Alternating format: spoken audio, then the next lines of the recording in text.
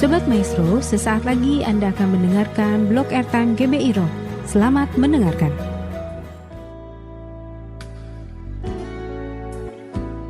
Muliakan Tuhan dengan tubuhmu. Muliakan Tuhan dengan tubuhmu. Makanya saya katakan, ya Allah, damai sejahtera disempurnakan tubuh, jiwa, dan roh kita. Kenapa? Karena kadang-kadang orang mengatakan, urusan tubuh mah urusan kedua. Yang penting rohani. Secara rohani aku memuji Tuhan, memuliakan Tuhan. Tubuh, tunggu aja mujizat. Kolesterol, sikat aja. Mau gerak, nggak usah, mager aja. Tahu mager kan? Malas gerak. Mager aja. Tiduran aja. Sehingga kurang sehat. Padahal yang Tuhan mau, muliakan Tuhan dengan tubuh, jiwa, dan roh kita. Kita semua tahu, roh memang penurut, tetapi daging lemah. Berarti secara roh, begitu kita terima Yesus sebagai Tuhan dan Juru Selamat, roh kita bersama dengan Kristus. Kemudian, jiwa kita tidak disebut di mana posisinya. Tapi, roh memang penurut, tetapi daging lemah. Maka, di mana posisi jiwa? Dan kita semua tahu, jiwa adalah si pengambil keputusan. Apakah dia mau ikut keinginan daging, atau ikut keinginan roh untuk memuliakan Tuhan. Karena itu jiwa kita latih, kemudian tubuh ini juga kita perhatikan. Karena kita tahu semua bahwa tubuh, jiwa, dan roh kita haruslah sempurna. Dalam 1 Tesalonika 5 ayat 23 itu dikatakan. Supaya tubuh, jiwa, dan roh kita sempurna. Kita memuliakan Tuhan, kenapa? Karena Yesus sudah datang dari sorga, menebus setiap kita. Kita ditebus, berarti kita bukan milik kita lagi, amin. Berarti kita harus memuliakan Tuhan. Itu yang Yesus lakukan. Dia menderita kok untuk datang ke bumi. Kalau gitu, kita bisa bilang, udah selesai dong penderitaan. Yesus sudah menderita untuk saya. Saya nggak mau lagi menderita. Kadang kita menderita karena difitnah orang. Yusuf, dia menderita. Dia dibuang ke sumur, kemudian dia dijual, dia dilupakan. Tetapi dia tetap ingat Tuhan. Dia digoda oleh Nyonya Poti, tetapi dia tetap ingat Tuhan. Dan akhirnya Yusuf dimuliakan oleh Tuhan menjadi Perdana Menteri di Mesir. Jadi hidup kita juga harus hidup yang memuliakan Tuhan, tubuh, jiwa, dan roh kita. Kita tahu, jika di dalam hidup ini kita masih hanya mengejar apa yang ada untuk kepuasan kita, prestasi, kekayaan, rasa hormat, kalau itu yang kita kejar, maka memang kita perlu bertobat. Kita harus evaluasi diri kita kembali. Seperti yang kita tahu dalam Yohanes 12 ayat 24, bagaimana seorang Yakeus pemungut cukai. Dia kan kaya. Pemungut cukai pada zaman itu ya bisa aja dia menyembunyikan sebagian untuk kekayaan pribadinya. Jadi, kalau kita lihat bagaimana seorang Sakeus, begitu dia ketemu Yesus, maka dia merekonstruksi kehidupannya. Dia bertobat. Yang jadi pertanyaan, apakah hidup kita saat ini perlu direkonstruksi?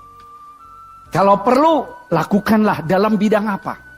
Rekonstruksi ini memang bisa membuat kita kembali kepada apa yang Tuhan mau. Bisa rekonstruksi dalam kehidupan. Jadi rekonstruksi dalam kehidupan penting.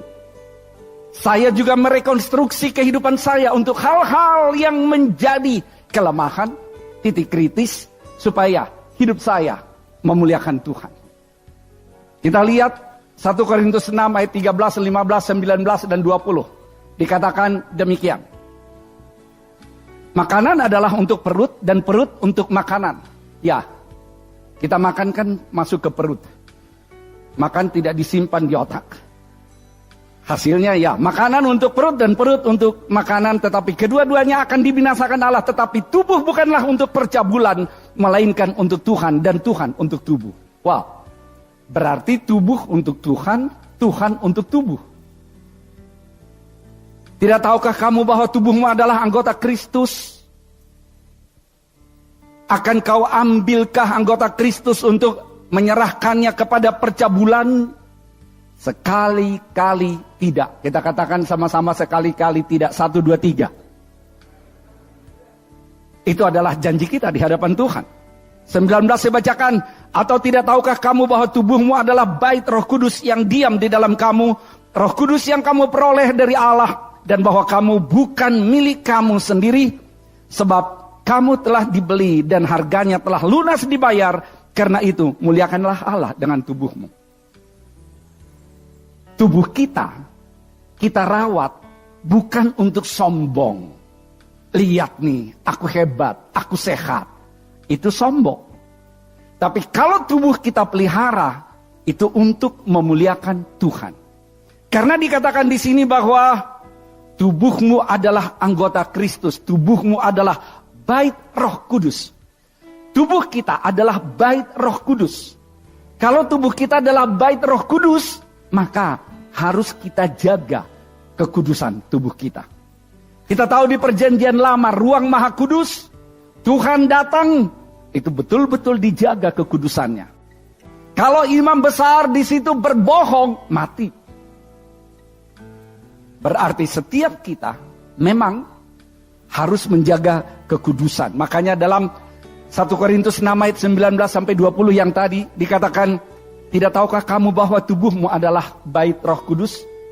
Kuduslah kamu, sebab Allah kudus. Itu yang saya katakan, kita rekonstruksi kehidupan kita. Kalau kita tidak kudus, harus rekonstruksi. Kudus berarti kita dipisahkan dari dunia ini, dari hal-hal yang bersifat duniawi. Kita dipisahkan. Kalau ada orang korupsi, kita dipisahkan, tidak ikut dalam kelompok korupsi tersebut. Kalau ada orang dugem, kita dipisahkan, tidak ikut dalam kelompok dugem-dugem tersebut. Jadi harus kita perhatikan, karena kamu bukan milik kamu sendiri lagi. Saudara, kalau saya bukan milik saya sendiri lagi, berarti saya menjaga tubuh saya, hidup saya, karena saya tahu Tuhan pemiliknya. Makanya tubuhmu adalah bait Roh Kudus. Kamu bukan milik kamu sendiri lagi. Kalau kita bukan pemilik tubuh kita, kita rawat karena pemilik adalah Tuhan yang kita sembah. Sebab kamu telah dibeli dan harganya telah lunas dibayar. Karena itu muliakanlah Allah dengan tubuhmu. Yang pertama saya lihat, tubuhku bait Allah. Kalau begitu, kita periksa, kita lihat tubuh kita ini seperti apa. Apakah kita memang merawatnya atau enggak? Karena tanggung jawab kita untuk merawat tubuh kita. Kalau kita rawat tubuh kita, kemudian ada sesuatu, misalnya lagi ada sakit. Bukan karena kesalahan kita lagi. Tetapi karena situasi, karena kondisi, misalnya kayak dulu ada kena COVID tuh. Ada orang sudah menjaga dengan protokol kesehatan, lalu kena COVID, pulang ke rumah Bapa di sorga. Kenapa? Ya mungkin dia lebih baik dari kita kok. Tuhan katakan, oke, tugasmu sudah selesai. Bersama Bapa di sorga. Nah, kita harus melakukan apa yang menjadi tanggung jawab kita, dan kemudian hasilnya itu adalah Tuhan. Tubuh kita harus kita pertanggungjawabkan kepada pemiliknya. Pemiliknya adalah Tuhan Allah yang kita sembah. Berarti kita harus jaga tubuh kita supaya tetap sehat. Dan muliakanlah Allah dengan tubuhmu. Siapa yang kita muliakan? Setan? Kalau setan yang kita muliakan, maka kita akan melakukan hal-hal yang menyimpang dari apa yang Tuhan mau. Siapa yang kita muliakan? Bos kita. Itu siapa yang dimuliakan? Kalau yang kita muliakan Tuhan, dikala bos kita menyuruh hal-hal yang memang dosa, kita harus bisa mengatakan, maaf Pak, maaf Bu, saya nggak bisa lakukan itu. Supaya kita tetap memuliakan Tuhan. Saya tahu kadang-kadang ada pekerjaan yang sulit. Karena kita masuk di dalam suatu bidang yang sangat rentan dengan segala hal yang kurang baik. Tetapi kalau untuk hal-hal yang gak benar, jangan lakukan. Siapa yang sedang kita muliakan? Tuhan atau hantu? Jadi, seringkali orang menganggap bahwa hanya kesehatan rohani yang penting, sementara kesehatan tubuh, itu mah urusan kedua. Tadi kita sudah tahu, ya Allah damai sejahtera. Kita mau disempurnakan agar roh, jiwa, dan tubuh kita sempurna pada saat Yesus datang. Berarti tubuh pun gak bisa kita lupakan. Makanya kadang ada orang yang berdebat, yang penting rohani. Yang satu lagi bilang, enggak bagi aku yang lebih penting adalah tubuhku sehat. Lihat tuh, six pack, multi pack, packaging, apalah istilahnya. Jadi bagi dia adalah tubuhnya yang penting. Tapi Alkitab tidak mengatakan yang lebih penting adalah tubuhmu. Enggak. Sejauh yang saya baca, ya tadi, agar roh, jiwa, tubuh kita terpelihara sempurna. Itu tanggung jawab kita. Pelihara, hasilnya itu datang dari Tuhan. Kita diciptakan oleh Tuhan sebagai makhluk rohani, berarti tubuh, jiwa, dan roh kita harus kita pelihara dengan baik. Firman Tuhan jelas berkata, tubuh kita bukan milik kita lagi. Maka tubuh kita harus kita persembahkan untuk Tuhan. Jadi perhatikan, itu adalah tanggung jawab kita. Ada strategi dong. Kita lihat apa yang peka di dalam tubuh kita untuk hal-hal yang kurang baik. Ada orang peka kolesterol. Ada orang peka tekanan darah tinggi. Ada orang peka di gula. Ada orang peka di asam urat. Jadi kalau kita lihat seperti itu, lihat tubuh kita. Dan kita tahu sepeka apa. Kalau pekanya peka banget, ya hilangkan, jangan makan itulah. Ada orang bilang, aku sudah jaga, tapi tubuhku nggak sehat. Saya bilang, tetap aja berserah kepada Tuhan. Lakukan apa yang bisa kita lakukan. Selebihnya, itu adalah urusan Tuhan. Jadi, tubuh ini harus kita jaga. Kalau saya lihat dalam Roma 12 ayat 1. Karena itu saudara-saudara, demi kemurahan Allah, aku menasihatkan kamu supaya kamu mempersembahkan tubuhmu sebagai persembahan yang hidup, yang kudus, yang berkenan kepada Allah. Itu adalah ibadahmu yang sejati. Yang kedua, persembahkan tubuh yang sehat. Persembahkan tubuh yang sehat. Kita semua tahu kalau kita mau mempersembahkan sesuatu, itu merupakan ucapan syukur kita. Kalau kita mempersembahkan sesuatu karena kita menghormati Tuhan yang kita sembah. Persembahkan tubuhmu. Tubuh seperti apa yang sedang kita persembahkan? Tubuh yang salah rawat? Tubuh seperti apa? Harusnya tubuh yang kita rawat. Itu adalah ibadahmu yang sejati. Ibadah itu artinya penyembahan. Kalau saya tunjukkan, persembahan adalah ungkapan syukur dan terima kasih kepada Tuhan. Persembahkan tubuhmu. Berarti tubuh kita persembahkan sebagai ucapan syukur dan terima kasih kepada Tuhan. Ucapan syukur dan terima kasih itu hal-hal yang memang bagi kita adalah istimewa. Jadi kalau kita lihat dikatakanlah tadi, persembahkanlah tubuhmu. Ya, tubuh yang sehat. Kenapa? Karena dalam tubuh ini ada talenta. Berarti kita punya otak nih, itu kan tubuh juga. Kita pakai untuk apa otak kita? Untuk mikirin yang baik atau enggak? Kita punya hati nih. Kita pakai untuk apa hati kita, perasaan kita? Lalu kita bertindak bagaimana? Saya selalu mengerti bahwa setiap manusia Tuhan berikan potensi. Amin. Setiap saudara dan saya Tuhan berikan potensi. Tetapi adalah tanggung jawab manusia untuk mengasah potensinya, memaksimalkan penggunaan potensinya sehingga jadi berkat buat sesama. Potensi tidak tiba-tiba jadi keterampilan. potensi harus diasah menjadi kompetensi.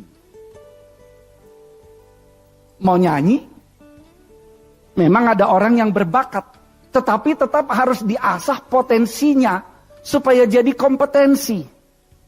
Mau ahli di multimedia, mungkin dia punya bakat ke sana, punya minat ke sana, tapi untuk bisa dia ekspresikan, menyampaikan yang bagus-bagus di depan ini, karena dia latih. Apa potensi Bapak Ibu sekalian? Apa potensi saudara sekalian? Sudahkah engkau latih supaya potensi ini bisa kita gunakan, talenta ini bisa kita gunakan untuk memuliakan Tuhan?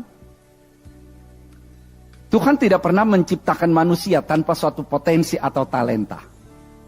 Setiap kita punya potensi, punya talenta, tapi tanggung jawab kita untuk mengasah talenta tersebut. Karena itulah yang kita lakukan dalam kita melayani Tuhan, memuliakan Tuhan. Dan kalau kita melayani Tuhan, selalu jangan lupa, ada 7 pilar dalam kehidupan. Melayani Tuhan dalam bidang A, art. Melayani Tuhan dalam bidang B, bisnis. Melayani Tuhan dalam bidang C, church, pelayanan. Melayani Tuhan dalam bidang D, development of the poor. Melayani Tuhan dalam bidang E, education.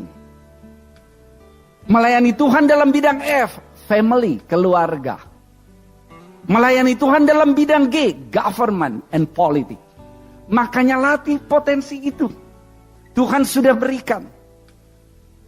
Saya mau potensi saya juga saya latih. Karena saya punya prinsip bukan mengalahkan orang lain supaya saya menang. Saya punya prinsip bukan merendahkan orang lain supaya tinggi. Saya punya prinsip bukan dengan melecehkan orang lain supaya saya dihormati. Tapi saya punya prinsip, be the best of who you are. Jadilah yang terbaik dari dirimu sendiri. Kalau engkau punya potensi, latih, praktekkan. Jadilah itu berkat buat sesama. Karena kita hidup memuliakan Tuhan, berkat buat sesama. Itu aja, vertikal, horizontal. Sering kita dengar tegak lurus, tegak lurus. Apa tegak lurus? Ke Tuhan, kemudian juga untuk sesama. Jadi dalam perjanjian lama kita tahu, persembahan biasanya diberikan adalah hewan. Tapi hewan-hewan itu bukan hewan yang pincang, bukan hewan yang sakit, bukan hewan yang gak kepake lagi di rumah. Tapi hewan yang terbaik. Berarti kalau kita mau mempersembahkan tubuh kita, berikan yang terbaik dari tubuh Bapak Ibu Saudara sekalian. Terbaik dari tubuh kita bukan hanya kesehatan. Betul, kesehatan termasuk di dalamnya. Tapi terbaik dari tubuh kita termasuk talenta yang Tuhan berikan untuk saudara dan saya. Apa talenta kita? Mungkin talenta kita dalam bidang olahraga, jadilah yang terbaik yang kita bisa. Mungkin talenta kita dalam bidang musik, jadilah yang terbaik yang kita bisa. Bukan dengan mengalahkan orang lain.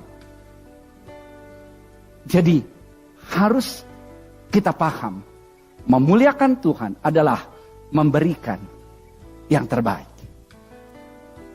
Tadi kita baca, persembahan itu berupa tubuh kita untuk kemuliaannya. Wow, persembahkanlah tubuhmu. Dan saya katakan tadi, mempersembahkan tubuh, itu bicara seluruh aspek tubuh kita. Otak kita, mulut kita, tangan kita, hati kita, untuk kemuliaan bagi Tuhan. Semuanya harus utuh kita persembahkan bagi Dia.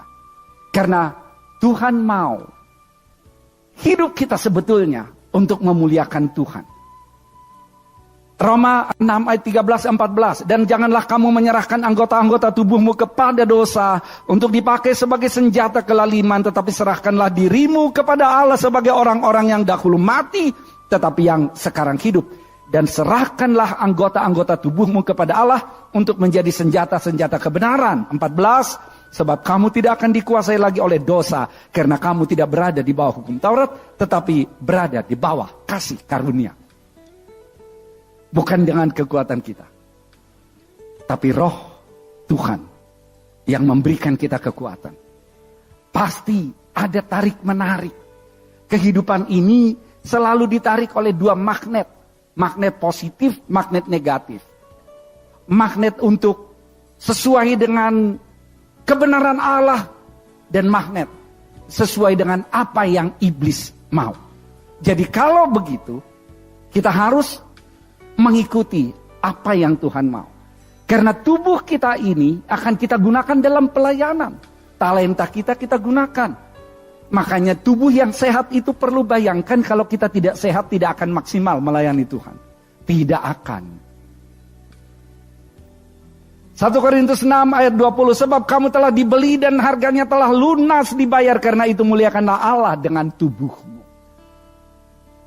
Memuliakan Tuhan dengan tubuh berarti kita sedang menghormati siapa pencipta kita. Kenapa sih kita harus memuliakan Tuhan? Karena kita diciptakan oleh Tuhan. Di dunia ini aja hak cipta sangat dihargai. Makanya ada copyright.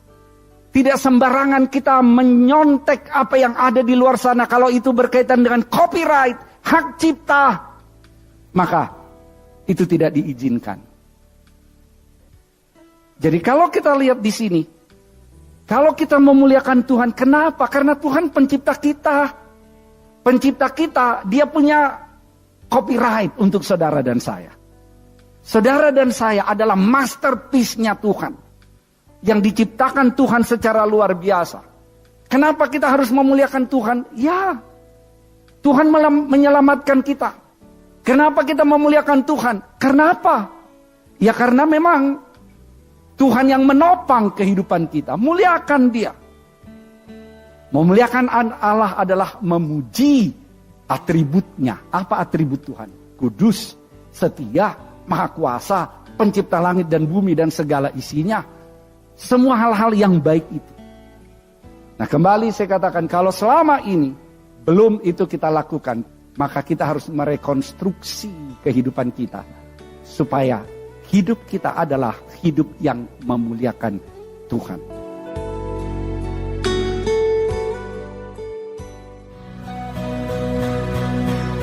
Terima kasih Anda telah mendengarkan Blog Airtime GBI Rock. Tuhan memberkati.